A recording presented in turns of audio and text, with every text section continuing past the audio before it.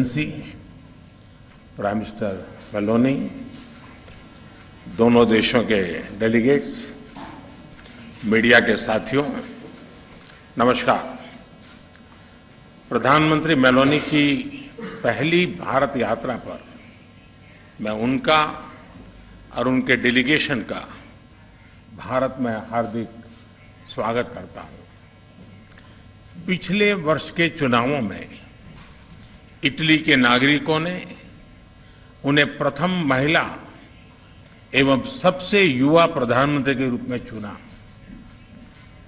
इस ऐतिहासिक उपलब्धि पर मैं उन्हें सभी भारतवासियों की ओर से बहुत बहुत बधाई और शुभकामनाएं देता हूं।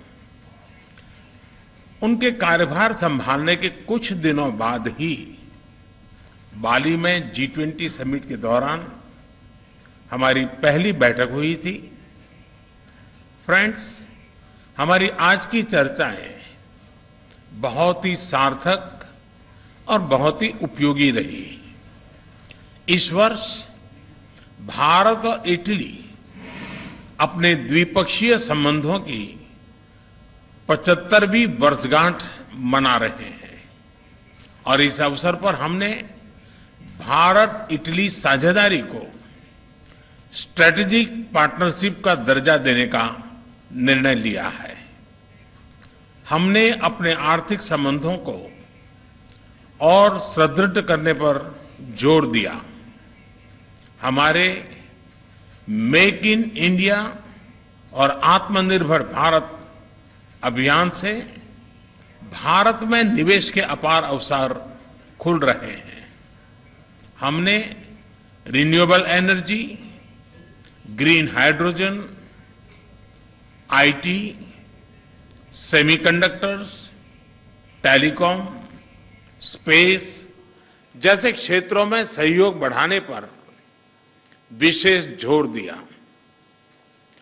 भारत और इटली के बीच एक स्टार्टअप ब्रिज की स्थापना की घोषणा आज हम कर रहे हैं, जिसका हम स्वागत करते हैं। फ्रेंड्स, एक और क्षेत्र है जो दोनों देश एक नया अध्याय शुरू कर रहे हैं और वो है रक्षा सहयोग का। भारत में डिफेंस मैन्युफैक्चरिंग सेक्टर में को प्रोडक्शन एंड को डेवलपमेंट के अवसर बन रहे हैं, जो दोनों देशों के लिए लाभदायक हो सकते हैं। हमने दोनों देशों की सेनाओं के बीच नियमित रूप से जॉइंट एक्सरसाइज और ट्रेनिंग कोर्सेज आयोजित करने का भी निर्णय लिया। आतंकवाद और अलगाववाद के खिलाफ लड़ाई में भारत और इटली कंधे से कंधा मिलाकर चल रहे हैं। हमने इस सहयोग को और मजबूत करने पर विस्तार पूर्वक चर्चा की। फ्रेंड्स, भारत और इटली के बीच सदियों पुराने सांस्कृतिक और पीपल टू पीपल संबंध है। हमने वर्तमान समय की अवस्था का अनुसार इन संबंधों को एक नया स्वरूप और नई ऊर्जा देने पर विचार विमर्श किया। दोनों देशों के बीच migration and mobility partnership agreement पर चर्चा चल रही, उस पर जो चल रही वार्ता का विशेष महत्व है। इस समझौते के शीघ्र समापन से हमारे पीपल टू पीपल रिश्ते और सुदृढ़ होंगे। हमने दोनों देशों के उच्च शिक्षा संस्थानों के बीच सहयोग को बढ़ावा देने पर भी बल दिया। भारत और इटली के संबंधों की 75वीं वर्षगांठ मनाने के लिए हमने एक एक्शन प्लान बनाने का निर्णय लिया।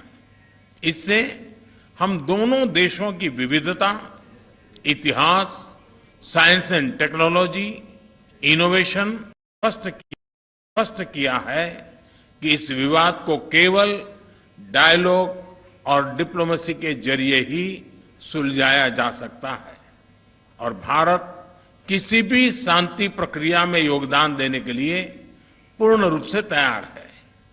हम इंडो पैसिफिक में इटली की सक्रिय भागीदारी का भी स्वागत करते हैं। यह बहुत खुशी की बात है कि इटली ने इंडो पैसिफिक ओशन इनिशिएटिव में शामिल होने का निर्णय लिया है।